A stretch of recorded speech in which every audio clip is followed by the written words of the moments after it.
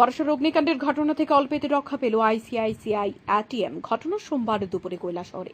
জানা গেছে, ঊনকোটি জেলার কৈলাসহর স্টেট ব্যাংক সংলগ্ন আইসিআইসিআই একটি এটিএমে কাউন্টারে বৈদ্যুতিন শর্ট সার্কিটের ফলে আচমকা ধোঁয়া বের হতে থাকে। ঘটনাটি প্রথমে স্থানীয়রা প্রত্যক্ষ করতে পেরে খবর দেয় কৈলাসহর অগ্নি নির্বাপক দপ্তরের কর্মীদের।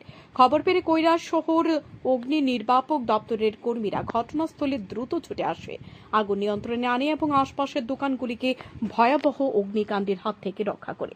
তবে সঠিক সময়ে অগ্নি নির্বাপক দপ্তরের কর্মীরা ঘটনাস্থলে ছুটে আসায় এটিএম কাউন্টারের কোনো ক্ষয়ক্ষতি হয়নি। খবর পেয়ে ছুটে আসে কৈলাসহর থানার পুলিশ এবং আইসিআইসিআই ব্যাংক কর্তৃপক্ষ। আইসিআইসিআই ব্যাংকের যে এটিএমটা আসলো, যাতে শর্ট সার্কিট হয়ে গেছিল, যাতে ধোঁয়া হয়ে গেছিল, পাবলিক ব্যাংকে ধরে এটা আগুন মনে করছিল।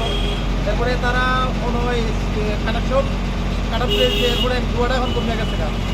মানে এখানে আগুন টাগুনের কোনো মানে সন্দেহ নাই। এখানে যদি সেগুলো আবার ঠিকঠাক করার পরে কানেকশন দিলে মনে হয় আর আগুন লাগার সম্ভাবনা নাই। এখানে এটিএমের টাকা কি পড়েছে? টাকা টুকা তো কেউ নিচ্ছে এমন না, আমরা দেখছি না। এখন আগুন কি সম্পূর্ণ আয়ত্তে আনা হয়েছে? আগুন বলতে এটা স্টেবিলাইজার শর্ট সার্কিট আসলো, এটা কারেন্টটা কাটা পড়ে যে মানে এখন যা আগুনটা নিভে গেছে। Bureau report, news daily Bharat.